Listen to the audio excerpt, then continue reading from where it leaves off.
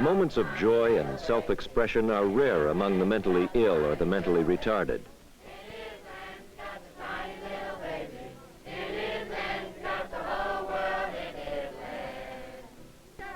People suffering from mental illness and mental retardation in the 1600s were burned at the stake as witches.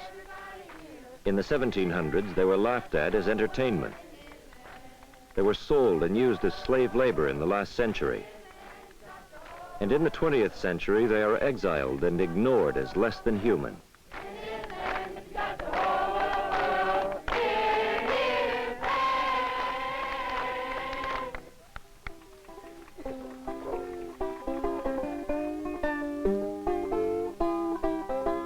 In Ohio, the mentally afflicted are still hidden away, so the public need not see them and feel threatened. Martha Nelson, who is retarded, never threatened anyone because she has spent nearly 100 years behind institution walls in Ohio. She is 102 years old. Until recently, most state institutions hadn't changed much from 100 years ago, when they were called insane asylums or homes for the feeble-minded. Yet doctors in the 1830s had agreed patients should be treated with dignity, humanity, and in small family-like settings.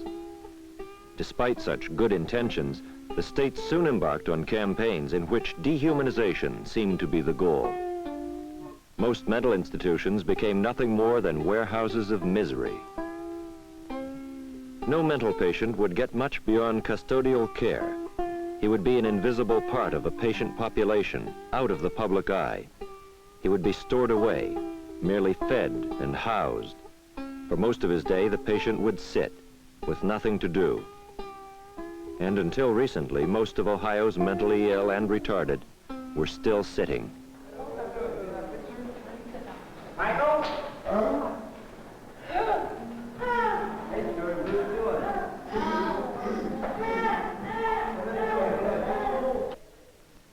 The mentally retarded, people whose minds did not grow with their bodies.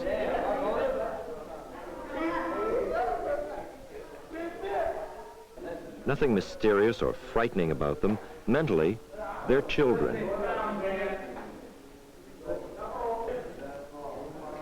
Traditionally, they've been ignored as hopeless and hidden away. No education. No training. No recreation.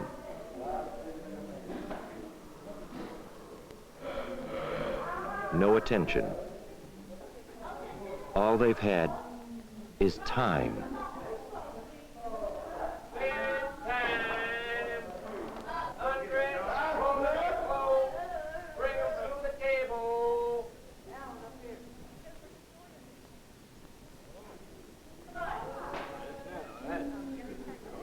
Because of the sheer size of the patient population and because of lack of money and public interest, institutions showed little regard for the individual and packaged him into an easily controlled group.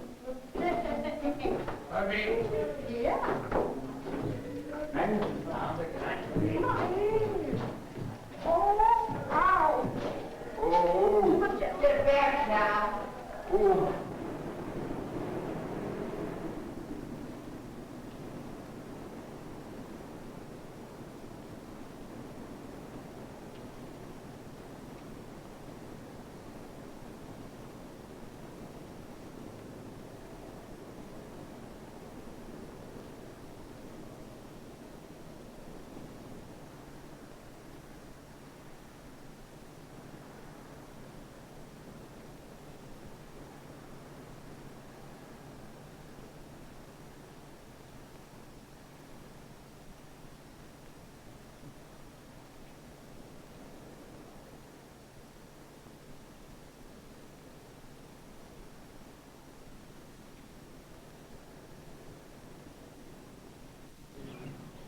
Most of Ohio's mental institutions are located in rural settings where they are isolated from normal society. They appear to be little towns, but the residents of these towns are exiled here because the public thought they couldn't survive in our cities. We didn't understand them. We rarely tried. And although thousands of institution staff members cared a great deal, the money and support just weren't there. So this is where they live. And where they die.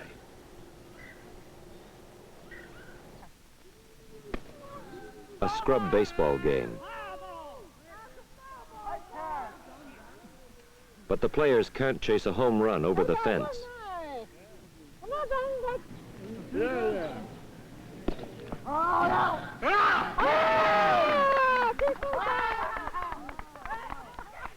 For years, the state refused to recognize its responsibility to these people. They were given minimal attention and just left to the institution.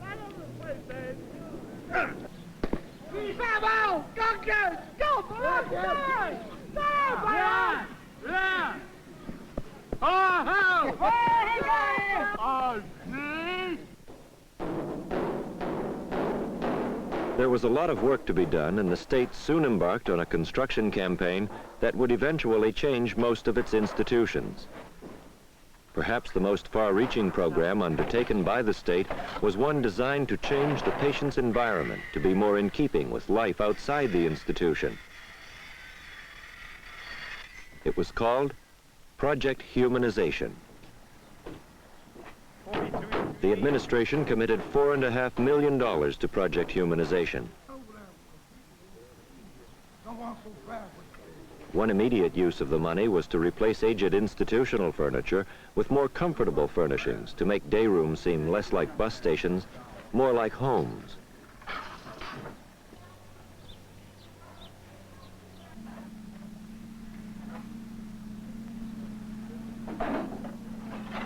But the most important changes were in the patients themselves. Humanization committees, composed of both patients and staff, were set up.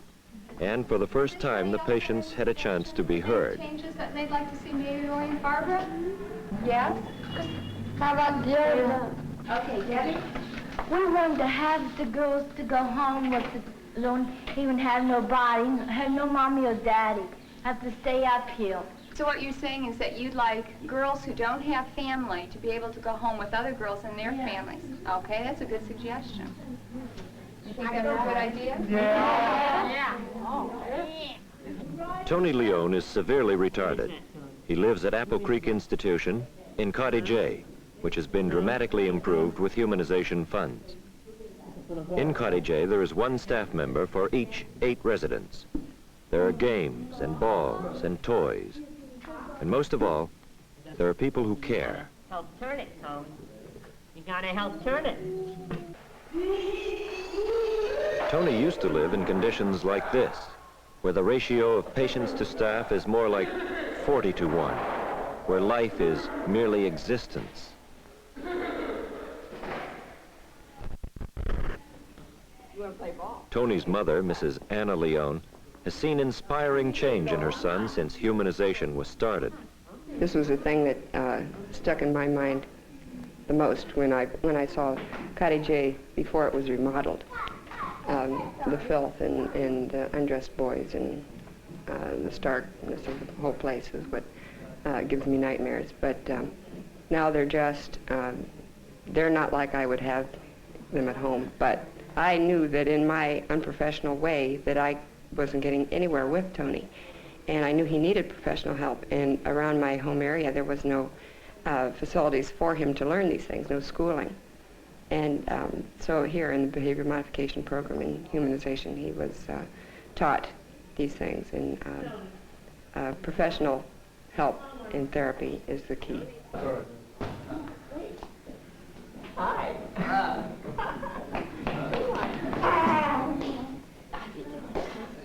Yeah. You got a kiss from Mom. Come on, give me a kiss. Tony. Ooh. Ooh. Ooh. Where's Mitchell?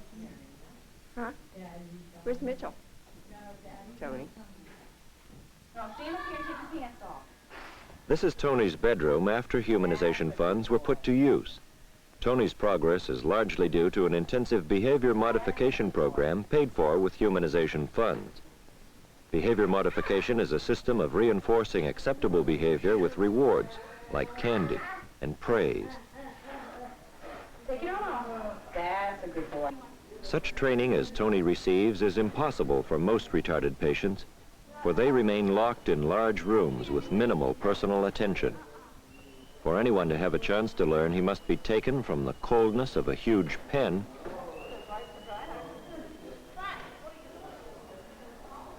to the security of his own room, in a place to put his own things.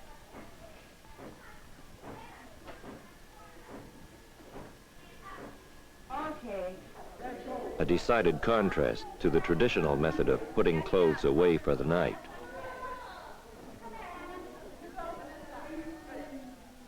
You want to crawl in bed? Humanization has made it possible for Tony to learn because he received the individual attention he needed. There you go. Nighty-night.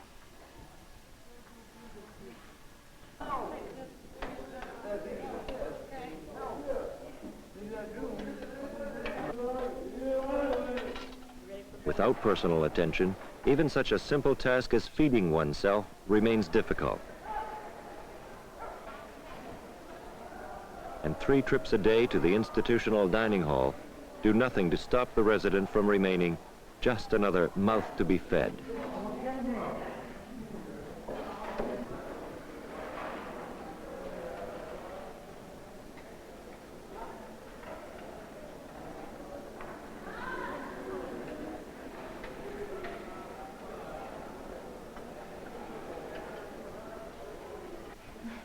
When these youngsters were brought to Cottage A at Apple Creek, they couldn't eat by themselves and few were toilet trained.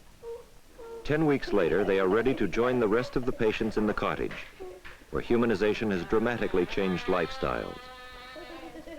Project Humanization refutes the belief that the retarded cannot learn. It proves they need only the opportunity and the attention of people who care. Before the program, Cottage A youngsters used 250 diapers a day. Now, not one of the patients uses them.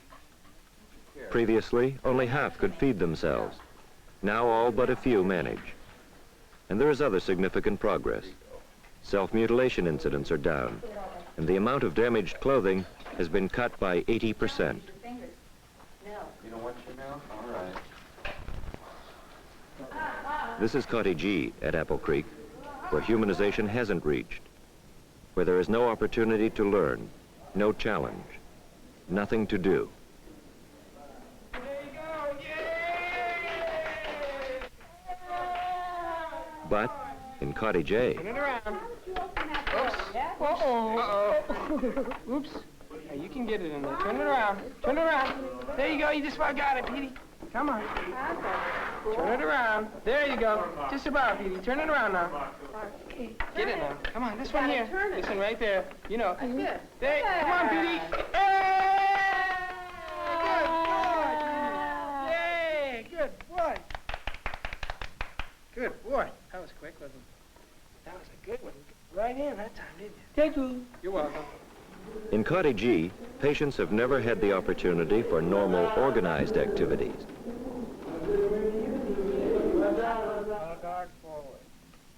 The concept of humanization is to allow residents to pursue normal activities, like the Boy Scout troop at Orient State Institute.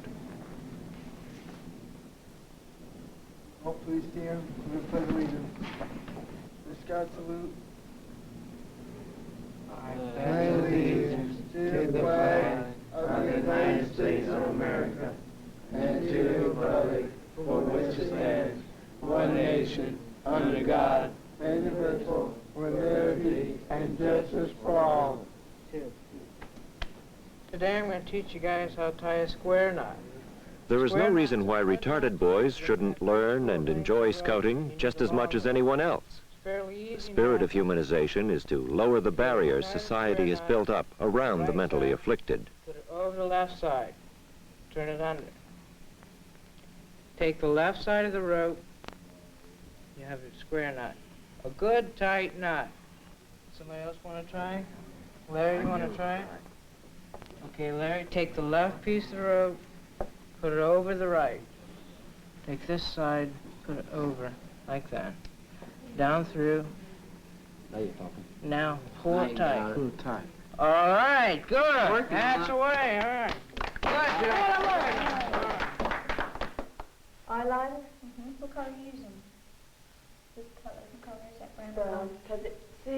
Because when you buy this stuff, you gotta get it to match your hair. One humanization project which has been received enthusiastically by the patient population is the girls' grooming class. Christine, how do you put your eyeliner on?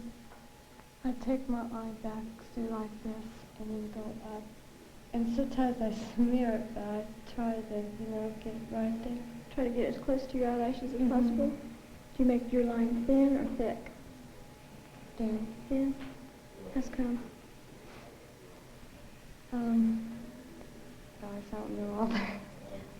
The reason is to make it look part of your eyelashes and make sure your eyelashes just look longer. Residents who for years have been cut off from the rest of society are learning how to apply makeup, do their hair, and look pretty. Special type of good grooming that maybe ladies can do that men can't do as much as ladies, and that's applying makeup. It's a way of looking pretty, maybe prettier than you really are. You use certain kinds of makeup and you will look nicer, you'll look prettier. Chris, can you explain maybe how you use makeup? Well, I use the liquid and the eyeshadow at times, and the eyeliner too. Humanization has helped Chris prepare for the challenge of leaving the institution and living alone in the outside world. Making it better, yeah.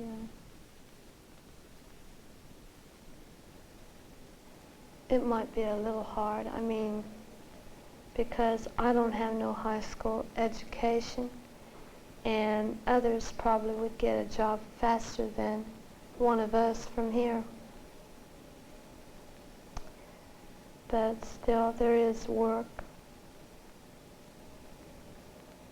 And I know I can do it. I just can feel it. I just know it's there, and I know that I can do it. Unlike Christine, most retarded patients cannot look forward to living on their own out in the community. But the goal of humanization is to allow more and more participation in community life. Your mom thinks you're a sissy because you throw underhand. Like the Apple Creek intramural beanbag contest. I found out it's easier that way. Hold in there. Good boy, Melvin. Good boy.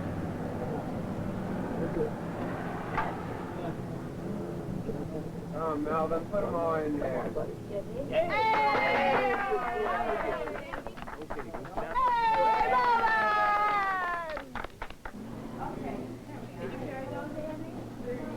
Look at that.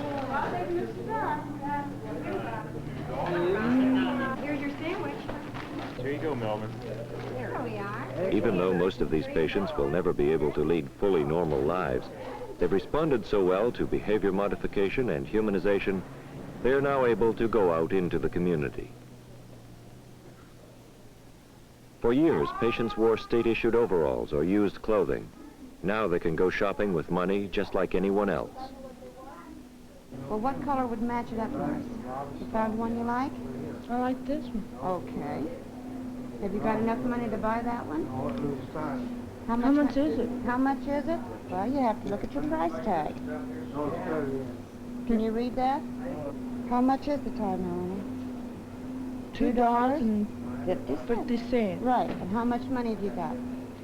$5? Yeah. Okay. Now you've got a tie for Johnny. John, what did you want? Don't You change wanna- your mind now. Don't change his mind. Did he have his mind made up? Yeah. Okay, you help Johnny. What's your tie?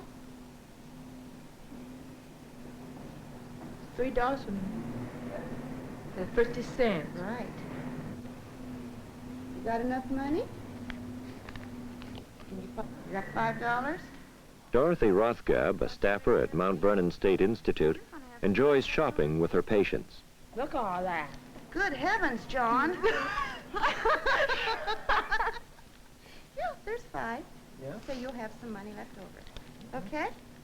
Hey, Dorothy, where Yes? did the boys' hankies at? The boys think, I don't know. We'll have to ask them in here. No, I gotta get something for myself. Come here.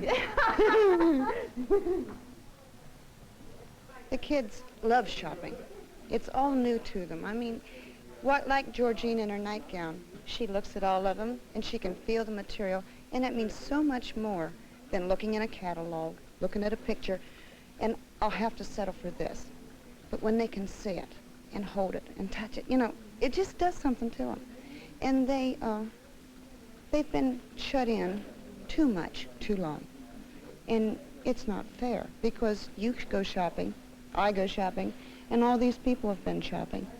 So why can't our kids go more often? They asked me when I hired in out here, I've got 4 children at home, why do you want to work at the State Institute? And I took a little bit of time to think about it, and I got to thinking, thank God I've got 4 happy, normal children. And if I can make Georgine and John and Melanie happy by taking them shopping, I'll do it. Because this is where I say thank God that my babies are okay. But my kids like it. And my kids out here, these are my kids too. I love every one of them. They're my babies. You got your ready to go, John? That's good. Well, we will, honey. Don't worry about it. No, our kids too long have been slighted. We'll pay, Melanie, don't worry. Too long they've been slighted. They've had things shoved off in a corner and kept in the attics and in the back rooms. They've got feelings. Their hearts are as big as all outdoors. And if you like them, they like you, don't you? Yeah. Right. Bye-bye. Bye. Get back in time for lunch today. Okay. We have something to eat. You hungry, John? Sure, Pat. Under the humanization program, the mentally afflicted in Ohio are doing many things they never had the chance to do before. Their horizons are expanding, as for the first time they experience real moments of joy. Got the blood in the